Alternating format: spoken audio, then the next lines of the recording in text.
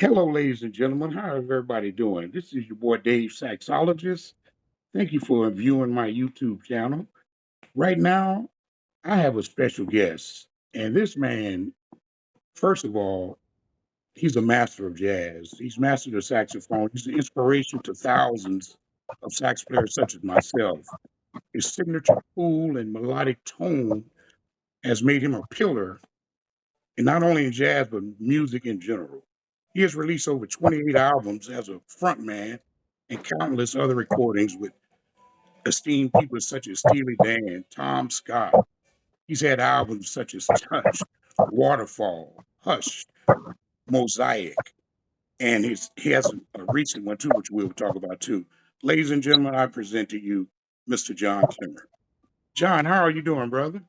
I'm doing great. Sure, nice to hear you and see you. Likewise, man. First of all, I want to tell you that I'm a big fan. And at 15 years old, I heard Touch. I lost my mind. I had to get a saxophone. Didn't get it till years later, but I started playing. It was because of you. And 50 Oh, years later, not only do I get a chance to keep listening to you, but I get a chance to interview you. So I'm very humbled, and I thank you for this opportunity. I'm so grateful. I'm excited to talk to you. By the way, you have a great sounding voice. Do you know that? Oh, thank you. I appreciate that. You got a great sounding voice. Thank you, John. I appreciate that. So look, John, let's start at the beginning. Where are you from and when did you get started in music? I'm from Chicago Okay. originally. Um, I started guitar when I was about 5 years old for a short time. Okay. And being so young, I didn't stick with it. I wanted to go out in the playground. So I sort of dropped the guitar. And then when I was 11 years old, uh, from what I'm told, to make my memory correct, that on TV I had seen some fellow playing a saxophone on TV, Okay. and I liked the way it looked, and I liked the way it sounded. And I mentioned it to my parents. I really didn't make a big plea about it. I just mentioned it to them, and my parents were really lovely to me. So my parents, for my birthday, got me an alto sax, a busher Okay. alto All sax, right. and a teacher at the same time. And for my birthday, they gave me an alto sax and a classical saxophone teacher. So I started out at 11 for a number of years just as a classical saxophonist, which I'm really grateful for because it gave me great technique and embouchure strength and wind strength that I later on applied when I wanted to start playing jazz. Okay. Well, that's great. So yeah, that's right. Well, classic, they do use a tighter armature and everything, right? And everything's more focused. The airstream is more focused and everything, right? It Yeah. is, Yeah. and pitch is important. Pitch, Yes. being playing in tune, and technique. All the classical studies, Right. So Right. it gave me great technique that I used for the rest of my career. That's great. So did you play in any bands or anything, or did you play in high school bands or marching bands or anything when you were growing up? Well, when I studied classical saxophone throughout grammar school, Okay. and then when I got into high school, I switched over to tenor saxophone, mainly because I had just started listening to some jazz records, and I felt that there was more jazz, quote unquote, available to me in the tenor sax. Okay. All right. I So, got so as a freshman in high school, I went right into the band department. The high school that I went to had a beautiful music section of the high school, and I was right into the high school band. And I think it was almost the first day I was in high school. I met a new friend, a drummer guy. you. Okay. His name was Shelley, and we hooked up and started a little band right away. And he was a Jewish fellow, so he got all the bar mitzvah gigs and all that, and I got all the wedding gigs, and Okay. we had a little trio. Just it's a bass, uh, drums, and accordion. Had a great accordion player. Pardon me. So right away, I had a great amount of musical input and inspiration available to me with playing in the concert band in high school, and for a short time in the marching band. But I complained to my bandmaster that I didn't want to have my brand new Selmer tenor out in the elements. So he was a beautiful man to me. So I got out of it, being in the marching band. I didn't have to do it. But as a trade off, he offered me to be the assistant conductor of the high school band. So Wow. I had a chance to learn how to be a leader already, about conducting and leading the kids in the band, and having it back and forth. I've been lucky all my life with these lovely people that came along and helped me, and so many things to tell. So I just continued playing and playing, and then in my junior year of high school, I started playing in a junior college band that they wanted me to play in. And again, my great bandmaster, he allowed me to have a couple of days, a couple of hours off during school time to go to Wright Junior College in Chicago and play in their jazz band, which then allowed me to meet a lot of new guys, other musicians, who I started jamming with them and playing with them.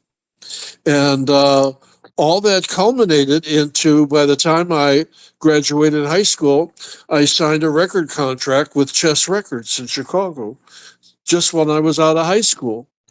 Wow, Talk about great luck. man. A beautiful producer by the name of Esmond Edwards, who had worked for Prestige Records and I think Blue Note, uh, found me playing in a club that I was playing in Chicago that was kind of making me popular. And he just came one Sunday and offered me a record contract, you know. And how old were And you then? I was about, let's see, right out of high school, what, 17, 18, 18. 19? Excuse me. Yeah. Yeah, Okay. something Yeah. like that. Okay. And so that I did my first record in 1967, Wow. And what was the name of that? Involvement. Involvement. Okay. All right. Yeah. And then the second album after that was And We Were Lovers, all on Chess Records. Chess Records. Okay. And then, well, Chess Records had Muddy Waters, uh, all the blues guys. So I got a chance to hear live and watch them record Muddy Waters and all the blues guys, So great input. And then in 1969, I switched over to a subsidy label of Chess Records. They called it Cadet Concept. And one of the sons of the owners of Chess Records, Marshall Chess, he had just finished running Rolling Stones records, and he was coming back to Chess Records to carry on his father's legacy. And he started a label called Cadet Concept, which was more of like fusion jazz, the rock crossover thing that was starting to happen so big. So I did an album in 1969 called Blowing Gold, and it was a big success. It was a hit, and a lovely ballad called My Love Has Butterfly Wings, which I used the delay echoplex effect my first time on. And and things continued to evolve after that. I was going to ask you about the Echoplex. How did you incorporate that into, because at that time no one was using electronics with saxophones. So how did you come about that? Well, that's an interesting story. Uh, by the time that I did this album, Blowing Gold, where I used the echoplex and some other electronics, I had moved to Los Angeles. And how that happened is that I was in my apartment one night, all in a tuxedo, ready to go out and do a commercial job, like a fashion show or something. And the phone rang, and on the other end of the phone was a band leader from Los Angeles by the name of Don Ellis, who was notably known for electronics at that time. He was one of the first big bands to ever have electronics. And called me up and he said, I heard your album Involvement, your first album, and I saw an article on you in Downbeat magazine. Would you like to come to California and join the Don Ellis band? We're going to work up and down the West Coast and then we're going to go to Europe. And I said, fine. So quickly. And the reason why is I felt I was kind of bored at the time. I had done all that I could in Chicago. I was signed to the only label in Chicago, Chess Records. And I had the ability through those years to hire the best jazz musicians as sidemen that I could. Jody Christian, Wilbur Campbell, Sam Thomas, Melvin Jackson, all these great Yes. guys. Yeah. Plus, plus I had become very good friends with Eddie Harris. And Eddie was very kind to me, very beautiful guy to me. So anyhow, I went to Los Angeles. Pardon me, a little Los Angeles smog happening here. Yeah, tell me But I about went to Los Angeles. I went to Los Angeles, and about a month into playing with Don Ellis's band, Don was using the Echoplex, the delay effect, and I was fascinated by it. And I had this one chart. I had brought some big band charts that featured me to the band. And I started to walk on the front of the band to play my solo. And I leaned over to Don and I said, plug me into that beautiful thing that I'm hearing him. And I had an electrical input put on the neck of my horn, plugged me in. He had to drag me off the stage. I loved the whole sound of it. It was so ethereal and beautiful. Plus, I could by playing a certain way, I could create chords. Da da da da da da da da da, and then they would continue to da da da da da da da, and I would interplay other things on top. So that was my first introduction to the Echoplex delay, and so then I transferred that when I went to do the Blow and Gold album. And that I should say though that I did not know it at the time, but Eddie Harris was also using the Echoplex and electronic effects, but I didn't know it at the time. We were sort of doing it, going the same direction simultaneously. Hang on, I'm going to take a sip of iced tea here sure, no problem. Do so that. I don't start coughing. Hang on. And I'll do the same. Get a little drink of water. The liquid break. I know. John, I tell you what, you've had such a wonderful career. So I wanted to ask you, who were some of your influences as you were growing up? Did you come from a musical family, mother and father? Did they play music that turned you on to music, or what? How did that work? Well, not from. I didn't come from a musical family. My mother did play piano. She didn't play it much, but I did hear her play piano. Okay, And in the very beginning, I think most of my influences and inspiration came from records at that time. okay, I remember when I think it was the summer before I went into high school, uh, I went to a record store, and the first albums I bought was John Coltrane's My Favorite Things, and then a Jerry Mulligan big band album, and a Little Richard record. And okay, the reason I bought a Little Richard record is the saxophone player on that first album. I don't know the name of it. Was so great, and I had heard it on the radio and things. And so that was my first influences. okay, And my parents were just so lovely to me. They were very supportive. And my father was so supportive. I can't remember how old I was, but I think it was just before high school. There was a beautiful club on the south side of Chicago called McKee's Disc Jockey Lounge. And my father took me there, before I was in high school, probably, the summer before high school. Took me to McKee's Disc Jockey Lounge to hear John Coltrane live and Sonny Rollins Oh, live. wow. Yeah. And I'll interestingly enough, maybe I was 15 years old. I don't know. I remember my father and I sat in a booth, and of course I couldn't drink. And so I ordered, like a soft drink or something.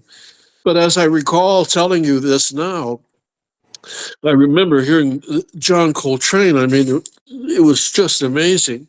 And of course, the drummer in that John Coltrane famous group was Elvin Jones. And it turns out many years later, Elvin Jones asked me to join his band.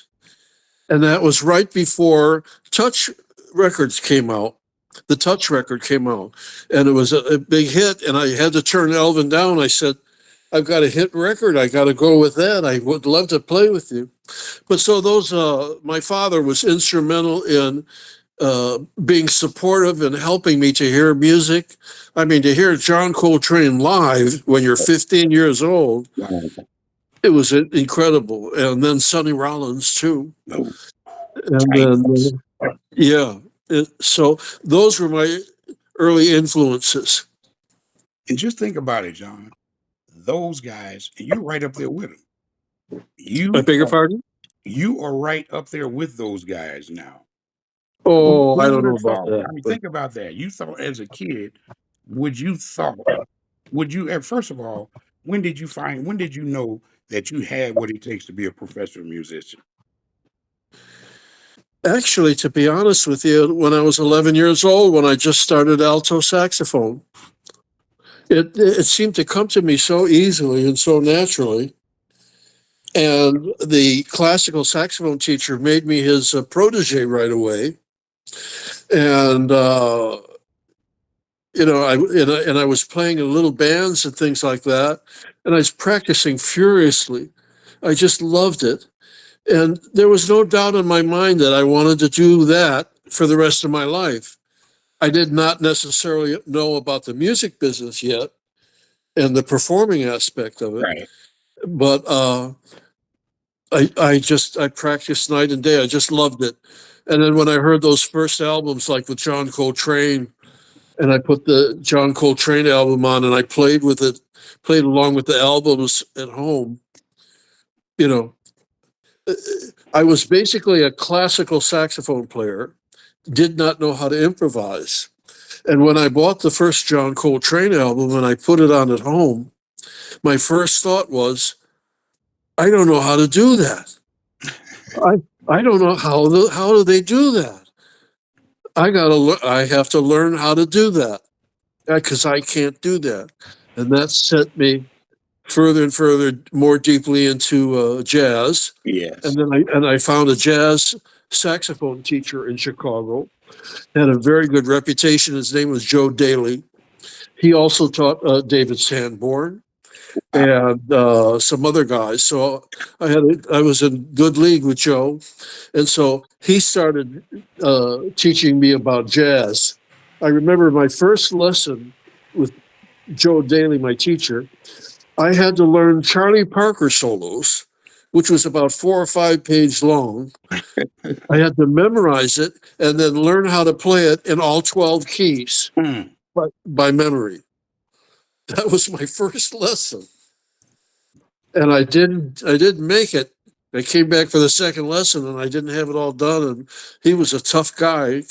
I left there crying, you know, and everything, but I eventually got it. So again, all these people in my life, as my life and career went on, so many people came in and helped me.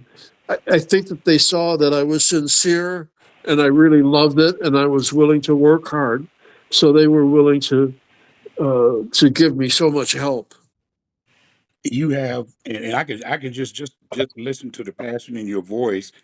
I know that you were dialed in from 11 years on. You were dialed in. You were like, this is what I'm going to do. Yeah, This is it. You know. yeah. It's just a real blessing. I mean, I had tried a few other things before I was 11 years old. I wanted to be a cartoonist. I Okay. had a little I had a little cartoon strip in my grammar school paper, and I actually went to cartooning school for a Oh, did you? semester. Wow. Yeah, at the Art Institute in Chicago, and then I wanted to be a puppeteer. I liked hand puppets and things like that. Oh, did you? Yeah, I have some puppets here in the house that I still play around with. Oh, is that right? Yeah, yeah, but always something creative. It seems like I was into. Right, right. Let me ask you a question about pitch. Do you have perfect pitch, John? Do you? No, I don't. I'll tell you what. I'm sort of glad that I don't, even though a lot of people would profess to want it. In in that first band in high school that I told you about, that was bass, drums, and accordion, Yeah. is a brilliant accordion player. Now, he had perfect pitch, and I remember us driving in the car to go to a gig, and it would drive him crazy because he would hear the horns beeping or a radio on, and it wouldn't be perfect pitch. And I mean, he was really in agony all the time. The perfect pitch was not a blessing for him. I Yeah. mean, he played great, because of the perfect pitch. He could play in any key and any notes like that. So I'm sort of glad from what I witnessed with him. I'm sort of glad that I don't have perfect pitch, but I worked hard to have relative pitch. I can pick things up pretty fast by ear. You must. And so when you were growing up, when you were playing, did you? I know you did the classical thing, and that's all structured. But did you improvise and play by ear early on, or did it take you a while before you were able to improvise? Well, I started to improvise when I was playing along with the records. At least Okay. I was trying to improvise. Okay. I don't know. I can't remember how good my ear was back then, but my excursion into improvisation didn't happen rapidly, but it happened fairly quickly. It was evolving in a progressing in a direct line because I was working on it so much. Going to jam sessions, Right. you would go to jam sessions, and the guys would call a song to play that you didn't know yet. So you better know how to hear that song fast Yeah. and pick up those chord changes. And so it evolved. It evolved. Okay. Well, let me ask you this, John. What is your first of all? How did you come up with the song "Touch"? Because that song is a classic, man. Give me the behind the scenes on that story. How'd you work that? That's a very interesting question because there is a story. I sort of have stories with everything, That's okay. but That's what we're here for, brother. We want to hear your yeah, but stories. the whole thing of creating touch, I've wanted to do, and maybe we can do it together. I wanted to do a special video story about how I created the Touch album. So maybe we could put that in our bonnet for the next time we talk. I am all Maybe, in for. I'm all in for. I'm in for it. Okay. okay, I'll give you a little taste of it now. All right. Um, in 1970, whatever, 71's like that, 72, 4, I was at the Montreux Jazz Festival recording live. Very far out Coltrane stuff, really high energy, right? And I was having fun with that and exploring all that high energy Coltrane stuff, which I was recording live at Montreux at the Jazz Festival. And as I was playing it, in my mind was going, I can't play this music anymore. I can't play this. I've gone as far as I can with it. Not only as far as the music itself, but in my experience that night recording live with the audience, that I realized that I could only go so far with an audience with that kind of intense music. There's a limited audience for that. Yes.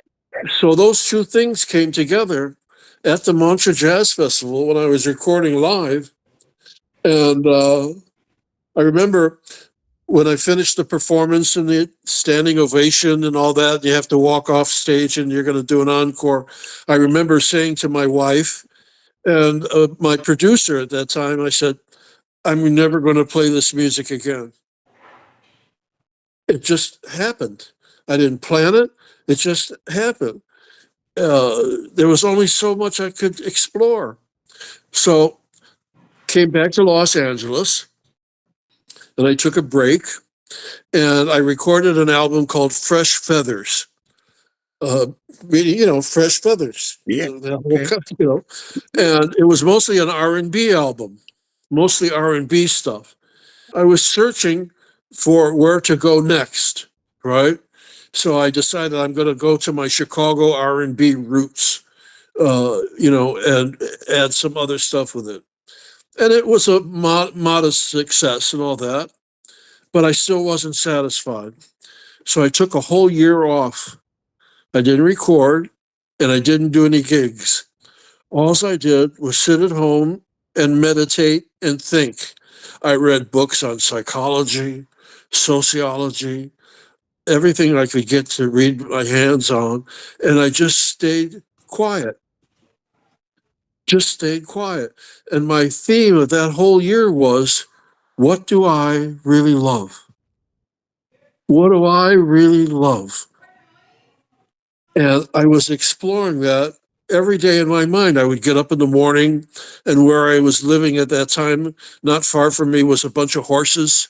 Okay. And I would get up and go on my bicycle and feed the horses and anything I could do to be, be grounded and into myself and my whole life and to tune out the music business and the music world. And the whole theme was, what do I really love? And there was a couple of pivotal moments.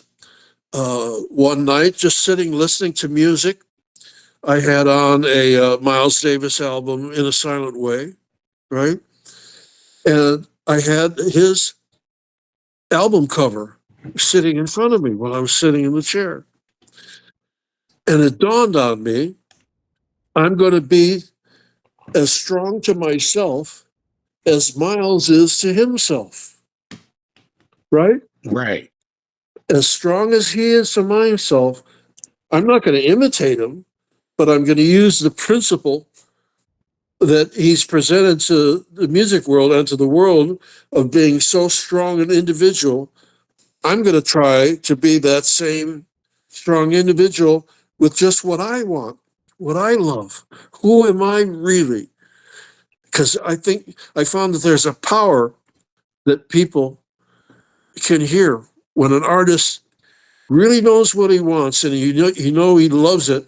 Somehow it transmutes into music. So, getting to the essence of your question, I was sitting there one morning.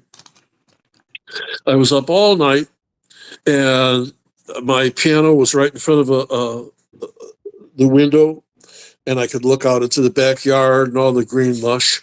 It was about 5:30 in the morning. Sun was just coming up, and I was sitting in my chair right at the piano with my feet up.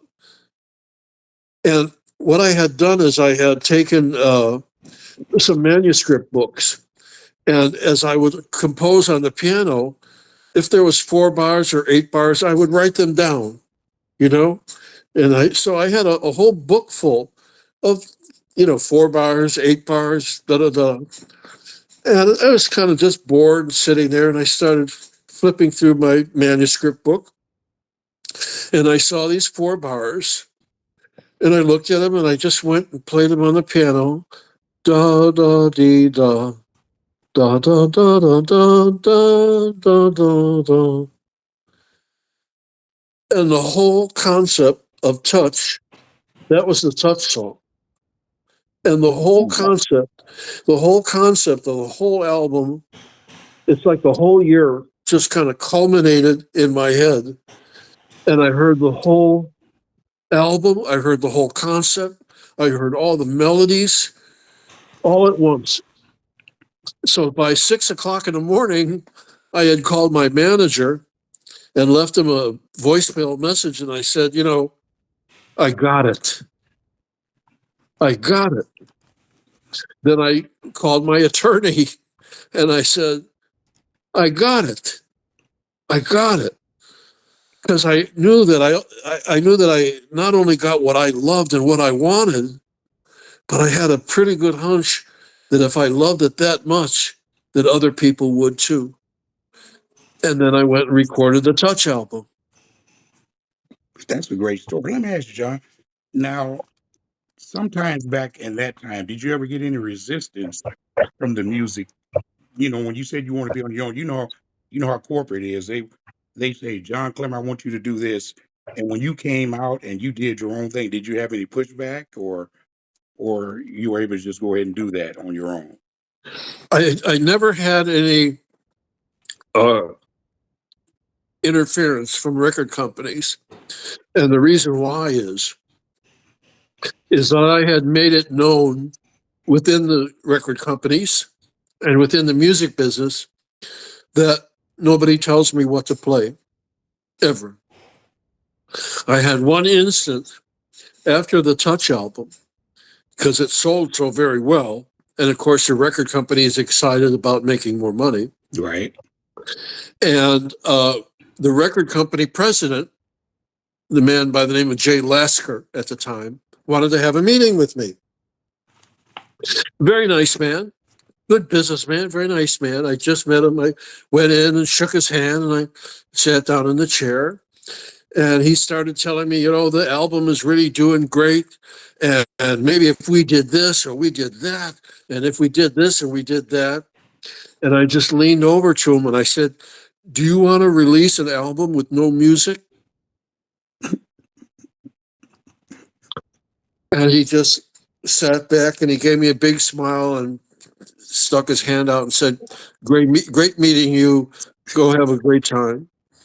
Because I felt that I knew best about what I had worked so hard, Right. as I explained to you, a whole year and investigating and practicing. And I had enough success early on at Chess Records that validated me that I knew how to make my own good choices, uh, not only for me musically, but quite frankly, in the music business as well. It is a business. Yes. Yes. It is a business. Bottom line, right? That's what they look at the bottom line. Yeah. Yeah. For me, uh, the success of my career was not so much ego or money. Every time I had a little bit of success, that meant I could do my music more. Okay. Every time I had some success, that meant I could do another album Yes. and another album and another album. That was more important to me, the music. And the ego success thing and some good money was a Yeah. blessing on the side. And you know what? And you came up with an era, John. They always said you had Breckus, you had Sanborn, Stanley T, all of you guys, man. It was just giants, man, in the jazz music industry. Thank And you. you were right there with all of those cats. So let me ask you this. Did you ever do any of the GRP big band all-star things? You were with did you do some with GRP? Uh, no, I wasn't on GRP records, so I didn't do any of those big band things. Quite frankly, I was never invited. If I was invited, I would have loved to have done Okay. them. Yeah. But that what you're talking about, that whole era, especially the '70s, the late '70s, where all the crossover music happened with the Gato Barbieri and Right. the Crusaders, Jazz Crusaders, Yeah. those great guys, and Weather Report and Chick Corea and all that. Yeah. My theory on what happened then is that the Beatles did, if I believe I'm correct, the first concept albums. Before that, in the record business, albums, 33 and a third albums, were mostly a grouping of 3 and 4 minute singles. That was an album, a Okay. commercial album, and even some jazz albums. But when the Beatles did a concept album where they had long tracks and they had more orchestral things, and it sold big. The rest of the industry and artists started imitating that, and it sold really well. So there was that artistic input first. And second of all, at that period of time, the record companies were making so much money that they had to give money away to other artists for write offs, right? What? So they would take, and all of a sudden, myself and the Crusaders and Weatherport, all these groups and artists, we were given bigger budgets for albums, which means we could make longer tracks and we could have orchestras and we could have all experiment and all that. And it sold well. So Okay. it just kind of mushroomed through that whole period of time. It was just gorgeous. Yeah, You know, that's amazing. So let me ask you, John. Let me ask you about gear. What's your what is your first of all, what did you play when you were when you did most of your recordings? Your what was your mouthpiece, reed setup, and yeah, horn, if you remember? I do remember. The reason I remember is I'm playing the same mouthpiece that I played in high school. What? Yeah. Uh, I think we talked about this earlier. We brushed up on it. When I was in high school and I was starting to want to become more of a jazz player, naturally I started, thinking, should I get different mouthpieces and all that stuff? Right. And my parents were really beautiful. In freshman of high school, they bought me a brand new Selmer Mark Six tenor, Oh my which I goodness. which I still have. Ah, wow. And I wanted to find a jazz mouthpiece, for lack of a better way of description. So I tried an auto link mouthpiece, which I found to be too dark and cumbersome. It was stuffy. Yeah. And then there was another a brand, Berg Larson, which was I thought was too bright and hard to control.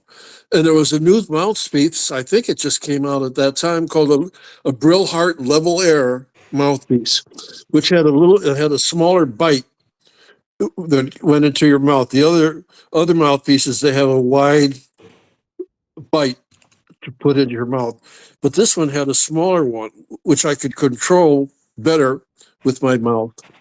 So I was playing the Brillhart Level Air stainless steel mouthpiece with a 2.5 reed Rico, and my Selmer Mark Six, and I did all my recordings of all my albums on that up until about 89 or something like that. Is that right? Wow. Yeah, all the same horn, the same mouthpiece, same reed, same setup, What about your and soprano setup? What's your soprano setup? I can't, I don't play soprano that much anymore, so I can't remember exactly. Uh, I think I've got one of the mouthpieces I use on soprano is an auto link of all things. Okay. The reason why is, like I said, the auto link seems to have a character of it of being a darker sounding mouthpiece, and the soprano sax is so high, has so much high pitch to it Yes. that I wanted to mellow down the sound of the soprano sax. Right.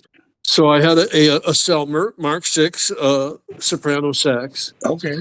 and then a number of years ago, for a reason I'll explain, I switched over to all silver-plated Yamaha saxophones, tenor, alto, and soprano. I still keep all the soprano horns, and I play them every once in a while, but mostly I'm dealing with the Yamaha silver-plated. And the reason I went and changed that is that because of the whole digital age with synthesizers and all that, keyboards, when the synthesizer in a band, in a group, goes to play a background chord behind the tenor sax, the chord and the pad that they will use is right in the range of the tenor sax. So it can get trapped in there. So I picked the Yamaha silver plated because it's a brighter horn. So that when I'm playing along with a synthesizer, my horn, the pitch of the horn is up a little higher. Okay. All right. That Is makes that too sense. complicated? No, I understand. You know Yeah, what? I know you do. Soprano is such a beast, man. That thing is. I mean, I don't play much soprano myself either. I do mostly tenor and alto. Soprano Yeah, is just another discipline for that one, man. You know what I mean? it is. The recording that I've done with soprano, I always try to write a melody and improvise in the middle to lower register. I don't care for the soprano up high that much. Yes, I'm the same way. Yeah, Yeah, that's cool. So let me ask you this, John. When you were, do you still tour, and are you still recording nowadays? I'm not touring. I've gotten a little older now, and so I'm not touring at all. And I just made a new record that just came out in the end of 24. It's called Chateau Love, and I put it out on my own label, Touch Records, and it's done very nicely. Really beautiful music, and I still record at home. I have a lovely home studio set up, so I'm Okay. always recording at home, Okay. and going to release some more records. Well, that Chateau Love, I've as I was telling you, preparing for this, man, that's some of your best work, brother, and and I'm not just saying this because you're right here though, but John Klemmer, man, you're a wonderful musician, brother. The way you write, the way you arrange, because when I listen to, because I'm listening to you now, I got you on background here, me, my love, and my dream. I mean, listen to this right here.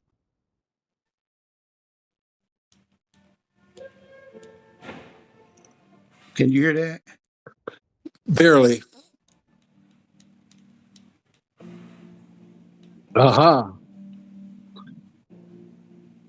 So you like the music on Chateau Love, huh? I love all of your music, man. It's not just Chateau Oh, Love. I love all of them. thank you But very Chateau much. Love is amazing, though. You really, I'm proud of it. yeah. I'm proud It's of a it. different. It was different. It's like I'm listening. I'm like, okay, and I like the direction you went. Thank you. We're Thank always you. evolving, right? That's what you have to do, right? Got to do it. Yeah. It's just something that you do not only by habit, but by intuition. Your intuition is constantly going like, it's like getting up and every day, every day it's like, hey, I'm going to do something a little different today. And Yeah. tomorrow I'm going to do something a little different. Right. Right. So it's the same thing with music and creativity. Well, let me ask you this, John. Do you have any? What advice do you have for aspiring musicians, jazz musicians in particular? Do you have any advice for them as far as practicing and just being on time and things like that? What would you say to people that want to get in the industry that play music? Yeah. It's sort of like you're asking me, it's like if I was teaching, what would I be? What would I say as a teacher, right? Right. And Yeah. a long time ago, I taught for about 6 months. I had about 4 or 5 students, and I learned from teaching that you learn from your students more than anything. But my advice would be, from what I can see now, uh, the availability of recorded music is unbelievable, and it's constantly been that way with records. Uh, as the years went by, more and more records were made and distributed, and then it went to CDs, and then it went to other formats.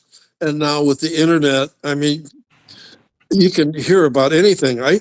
I still am, I just recently got a nice smartphone, cell phone, and so I've been going and listening to jazz musicians, saxophone players, particularly, that I missed all my early life, and I'm going getting caught up. Okay. So young guys today, they have all that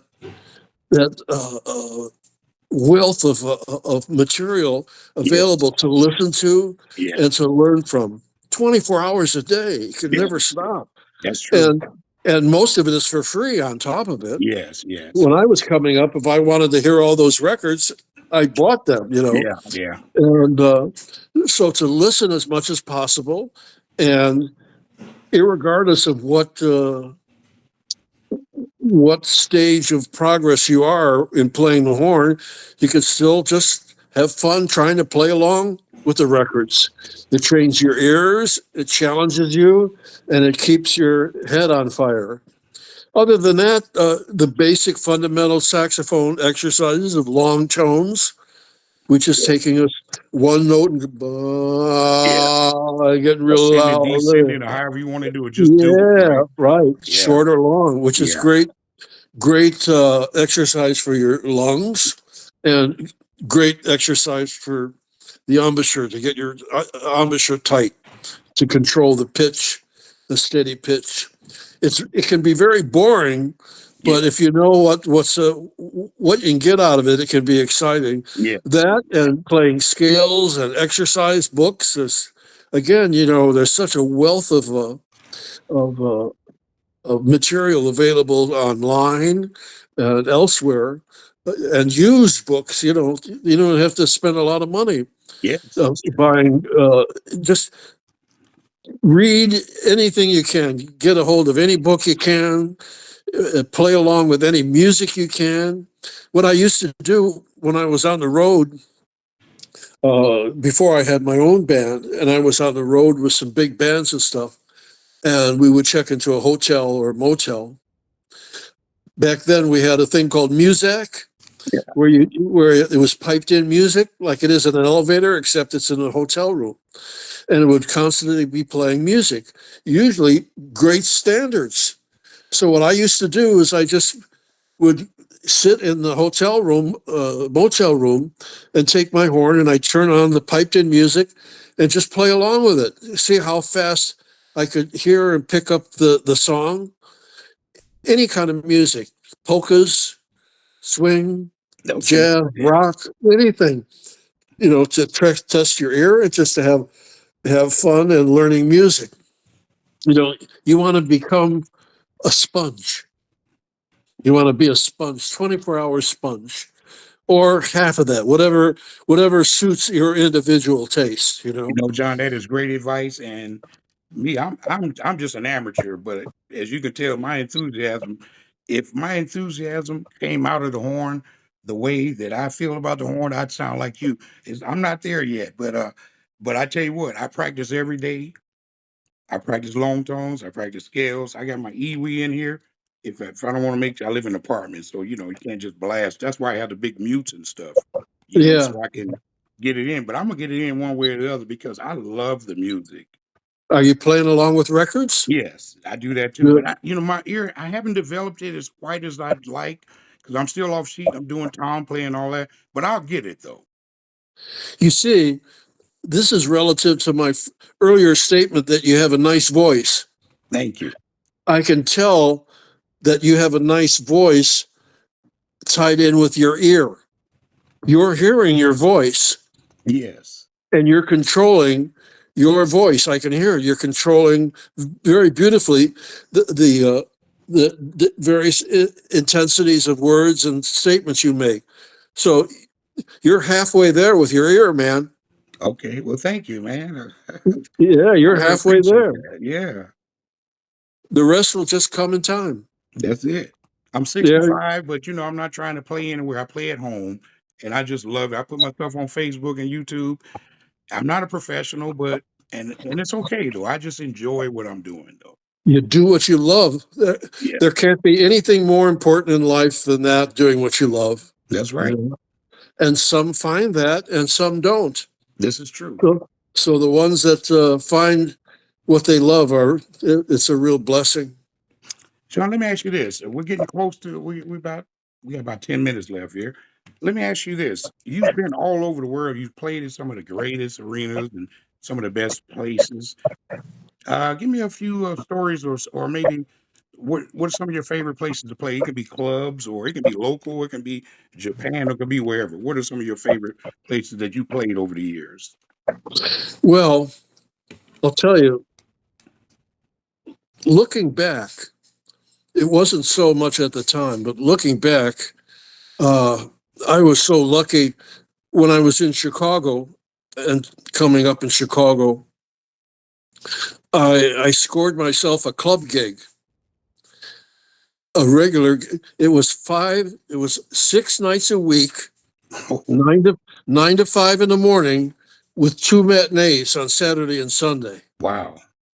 And so back then, it wasn't so much work because it was fun and everything. I was getting paid just to practice on stage and everything. Right. But the beauty of playing in a club, I look back at now, that intimacy and that freedom of playing in a jazz club like I did in Los Angeles. I played Shelley's Manhole and the Lighthouse and some clubs like that. And Did you ever do Catalina back in the day?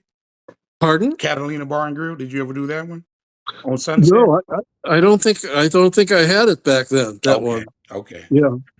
And but back then in the early days, it was great playing in clubs. But from a business point of view and a music point of view, uh, your goal was to play concerts that made you feel like you had made it more. You were Yes. more successful. So the concerts were nice. I can't remember the venues now. Uh, uh, but the problem was with concerts is you only have a limited amount of time to play. Where in clubs, you would go in and play all night, not even take any breaks, and it would be Right. okay, Yeah. But in a concert, you had to have a certain set for so long, Right. and that gave you a certain amount of discipline. That was good, you know. But also, the more popular you got, the more you had to play the same songs over and over again. So Okay. everything is always a trade off, Right. Right. Right. And but as the concert venues, I can't think of any that were my favorite offhand. All right. They all were. Everyone was different. Right. Every venue was different. So let me The ask you main this though: problem? when you played with I read didn't you do some writing? Did you do something with Roberta Flack or for Roberta Flack? Did you write No. something Uh-uh. for I did some for Manhattan Transfer and Free to man? Pain. Right, Free to Pain. Okay, yeah, right. Yeah. I found I hooked up with a great lyricist by the name of David Bateau, and he and I wrote songs together. And I always wanted to be, from when I first started music, as well as a saxophone, I wanted to be a songwriter. I loved songs, but I was a terrible lyricist. I wrote the worst lyrics on the face of the earth. So I finally found myself a good buddy that was simpatico with the music, and we wrote a whole bunch of songs that were recorded by other artists. I also worked with Danny O'Keefe also, and All right. yeah. Hey, let me ask you this, John. This question is about Mount Rushmore. You get four picks. Give me your four picks, saxophone players, any era, Mount Rushmore, Wow. and I'll give you mine afterwards. Okay. Um, Any era. it'd have to be Charlie Parker, Lester Young, John Coltrane. Let's see, another saxophone player. One more. Uh, I've been listening to so many saxophone players lately. They're buzzing in my head. Um, Sonny. huh? Sonny. I was just going to say that Sonny Rollins. Yeah, yeah. Mine is So different. go. Tenor, I got John Klemmer. Oh, Alto, I got David Sanborn. Multi instrumentalist, I got Grover. And the last one, Stanley Turrentine. That's it. That's I, mine. I love Stanley Turrentine. Do you? I uh, Oh, I loved him so much. I tried to imitate his sound for a while. I was trying to work on how I loved Stanley's sound so much. And I was trying to at home work on man, oh man, I could not find a way. Other saxophone players I could imitate a little bit here, a little bit there. mhm. But Stanley's sound was so beautiful and so unique. I could not even imitate the tiniest bit, but I love his sound, man. Stanley Turrentine. Do Good you remember? choice. Do you remember Birdland West in Long Beach? The club used to be a jazz club in Long Beach called Birdland West. No, I don't. Yeah, No. and that was in the 80s and the 90s. It was a joint. Anyway, I met Stanley Turrentine over there, man, and he was insane. And Wilton Felder and all those guys used to come over there. Yeah, that was Well, one of my favorite spots. Wilton Felder, was also a bass player. That's right. He was, wasn't he? Yeah. Yeah, so Wilton was on like 5 or 6 of my albums on bass. What? Oh man, come Yeah, on. Get out of here. yeah. And the Like funny that? thing of it is that I knew that Wilton was a saxophone player, but he and I never talked about saxophones with each other. That's crazy, isn't it? Yeah. And Wow. but he played beautiful bass on the Waterfalls album, and quite a few of my albums after that. He was a lovely man, How many lovely instruments do man. you play, John? I play tenor, Excuse me. alto, soprano. Haven't done it in a long time, but a long time ago I learned a little bit of clarinet and flute, Okay. and a little bit of piano to writing piano, what they call arranging piano, where I don't have a lot of proficiency to play the piano, but enough to play chords and melodies. And I write most of my songs on the keyboard. Okay. Well, John, you know what? We're almost about to wrap it up here, but so you know what? First of all, once again, man, I am so honored. It is such an honor for me. From the bottom of my heart, I really appreciate you for giving me the time. I'm just I'm just a fan, and 50 years later, I'm talking to one of my idols, and I really appreciate that. Well, it's such a treat for me because this is the first uh, type of interview that I've done like this. Okay, I've done I've done some on the phone and things like this, right. but to look at your face, I guess you're seeing my face Yes, I too. do. I do. Yes. And you know what, John? I hope I Before we look all right. before I we made go, sure I shaved this morning. that's right. Before we go, can you tell people how they can contact you or find your music? You have websites or anything you want to let anybody know how to get in contact with you? Sure. Lately, I've been focusing on social media, so I've gotten a pretty good presence on Facebook, and I post a lot of music on there. I have a YouTube channel, the John Klemmer official YouTube channel. There's Okay. lots of videos and lots of music on there. I'm a If member. I someone know wants, that. if someone wants to contact me by email, my email address is touchmanagement@earthlink.net. That's touchmanagement@earthlink.net. And also through Instagram, trying to get a bigger presence there. And hopefully some jazz radio stations, they hear my music, hopefully. Well, you know what, Um, John? Hey, thank you for all of that. And as I was telling you off the air earlier, I have something else that I'm going to do as well, and I'll get back to you after we finish this, and we'll go from there. But let's stay in touch, John, because you know what, man, you're a beautiful soul, man, and oh, and I really appreciate just everything you've done, brother. Keep doing oh your man, thing, man.